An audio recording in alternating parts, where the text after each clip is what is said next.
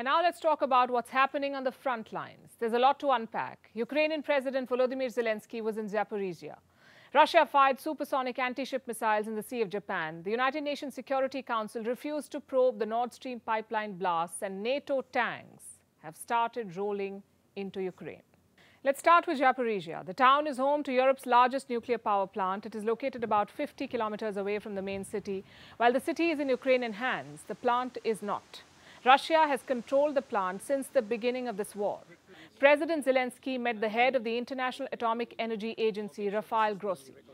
He inspected the Zaporizhzhia nuclear plant. It's part of his role as a global nuclear watchdog chief.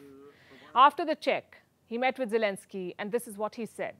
This is my seventh trip to your country since the war started, which is also an indication of my deep commitment for as long as it takes, as all your friends around the world tell you. Modestly, we are trying to do the same. So, the situation, of course, at the plant is not getting any better. Naturally, because the military activity is increasing. The activity he's talking about is the constant shelling of the nuclear plant by the Russians. The city faces regular attacks. Power supply to the nuclear plant has been cut many times, and this is very dangerous. Nuclear reactors need power to cool down. If they don't get it, there could be a nuclear disaster. The plant could become another Chernobyl. Zelensky keeps raising the threat. He says Russia must be forced to leave and that all of Europe is in danger. But right now, it's Japan that is feeling the danger. Russia is conducting naval drills in the Sea of Japan. It test-fired supersonic anti-ship missiles. They were fired at a mock target about 100 kilometers away. Russia says the test was a success. Well, it also succeeded in pushing Japan on the edge.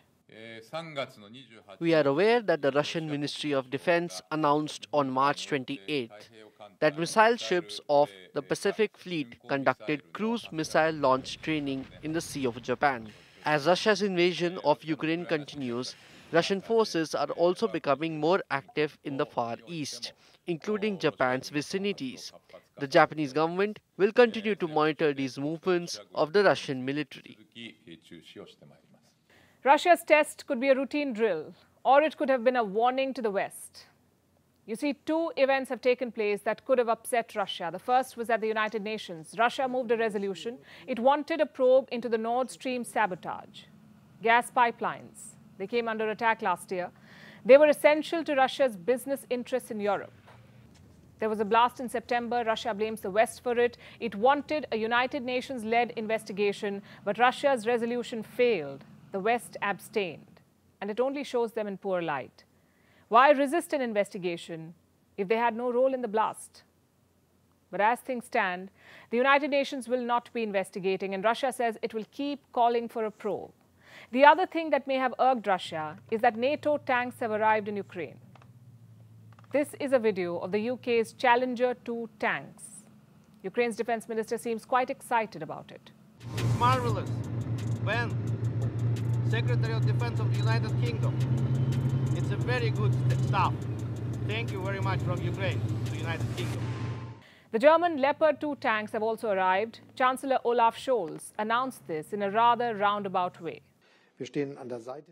We stand by Ukraine, which we support politically, financially, but also with arms deliveries and especially with the military training that both our countries provide. Germany and the Netherlands have jointly delivered armored infantry fighting vehicles and ammunition and are currently preparing, together with Denmark, the delivery of Leopard 1 main battle tanks to support Ukraine in this way as well, in addition to all the other tanks that we deliver, including the very modern ones that we have just delivered. The answer to your question is yes, we delivered Leopard tanks as we announced. Remember, a few months ago, the West was furiously debating about sending tanks to Kiev. They were worried it would be escalating the conflict, crossing one of Moscow's red lines. But now that line has been crossed, and jets seem to be next on the West's agenda. So the war looks set to continue escalating. Both sides are upping the ante, and we here in the rest of the world will continue to deal with the fallout.